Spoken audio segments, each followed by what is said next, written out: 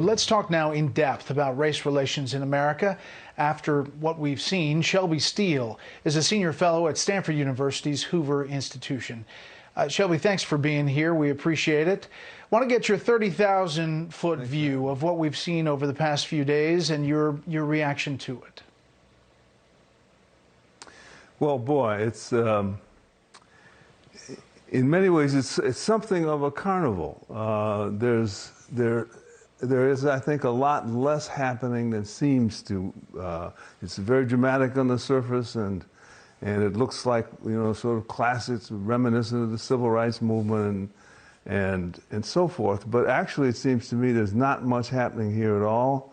It's a kind of repeat of what we've seen throughout my lifetime. And so I think there's something, there's a pathos here. It's like we've done this too many times. We've been here too many times. We've seen this kind of thing, and there's a big hullabaloo, and then it sort of fades away, and this is already beginning, I think, to fade. What was it all about? What was the point? What did these various groups, what did they want? Striking to me about this particular one is that there was not even a list of demands. Usually there's always a long, elaborate list of demands. That wasn't the case here. There's nothing that you can come away from this entire episode, the last 2 weeks or so, that's meaningful. People are talking about police reform. Well, I'm all for police reform. I think most people want to see the best policing we can possibly get. But this wasn't called, police reform didn't trigger this. This is something else. It seems to me there's a generation here that doesn't quite know where to go, doesn't know what to. We're looking at the racial tensions and problems in the black community, and there's no longer any sort of idea what we ought to be doing to work on those things, to fix them. Well, here is Reverend Al Sharpton at the memorial service for George Floyd in Minneapolis. Take a listen to this. George Floyd's story has been the story of black folks, because ever since 401 years ago, the reason we could never be who we wanted and dreamed of being is you kept your knee on our neck. He went on to say, essentially, that this is the moment, and repeated the systemic racism in this country. Your response to that? My response to that is that Al Sharpton is a master of this old form of politics that comes out of the 60s, where we as blacks cry victimization and demand the larger society give us things of some kind or another. I will take Al Sharpton seriously, and I know him, he's a nice person. I will take his message here seriously when he stands before a congregation like that, of black people in America, over a tragic event, and says what black Americans can do to get out of the situation that we're in. No one, from the president on down anywhere, says, what's going wrong with black America?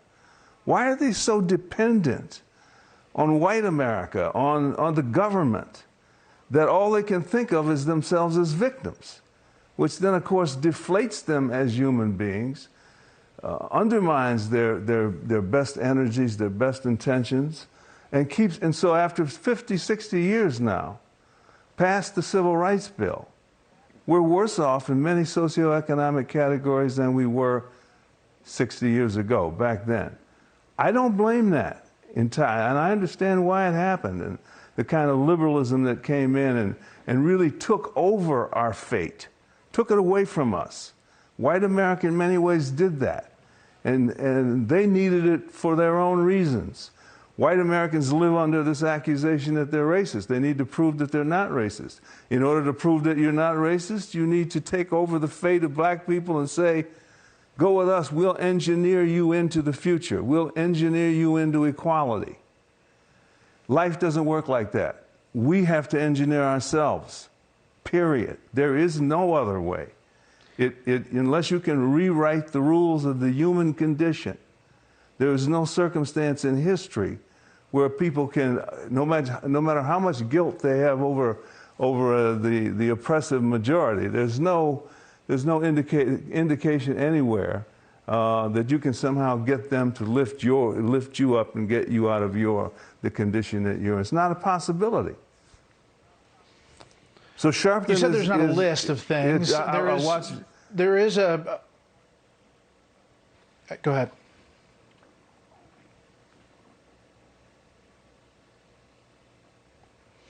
You said there's not a list of things. There is everything from defund the police, we've seen, to retribution, essentially monetary payments to level the playing field. Is there a solution out there that politically you can get your head around?